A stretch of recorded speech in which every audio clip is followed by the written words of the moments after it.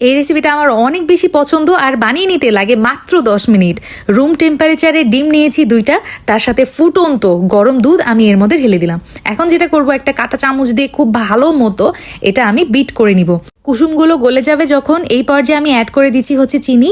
এখানে আমার পছন্দ মতো আমি অ্যাড করেছি, প্রায় 1 টেবিল চামচ দিয়েছি। তো আপনারা আপনাদের টেস্ট অনুযায়ী দিয়ে দিবেন। সব কিছু খুব ভালো মতো বিট হয়ে গেছে, চিনি গলে গেছে। ওপরে এই যেই ফোমগুলা হয়েছে না, সেটা আমি চামচ দিয়ে ক্লিন করে নিচ্ছি। এইদিকে পাতিলের পানিতে আমার বলক চলে আসছে, আমি একটা টিস্যু পেপার দিয়ে এই যে ডিমের বাটিটা এখানে বসিয়ে দিলাম। পুডিংয়ের মধ্যে এলাচের ফ্লেভারটা আমার অনেক ভালো লাগে, এই জন্য আমি দিয়ে দিলাম। তবে আপনারা চাইলে এলাচের গুঁড়া অথবা ভ্যানিলা এসেন্স ব্যবহার করতে পারেন। এই পর্যায়ে আমি একটা ক্যারামেল সস বানিয়ে নিব। এই যে দেখতে পাচ্ছেন 3 চা চামচ চিনি, তার সাথে দিয়ে দিলাম হচ্ছে যে বাটার, আরও লাগছে আমার পানি, প্রায় 3 টেবিল চামচ মতো পানি অ্যাড করেছি।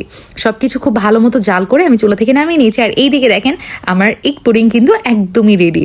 আমি চুলা থেকে নামিয়ে এই যে ছোট ছোট পিসেস করে ছুরি দিয়ে কেটে নিচ্ছি। আপনারা আপনাদের মন মতো কেটে নিতে পারেন। গরম গরম পুডিংয়ের মধ্যেই গরম গরম এই ক্যারামেল সসটা ঢেলে দিতে হবে। অনেক বেশি মজা হয়, ছোট থেকে বড় সবাই অনেক পছন্দ করবে।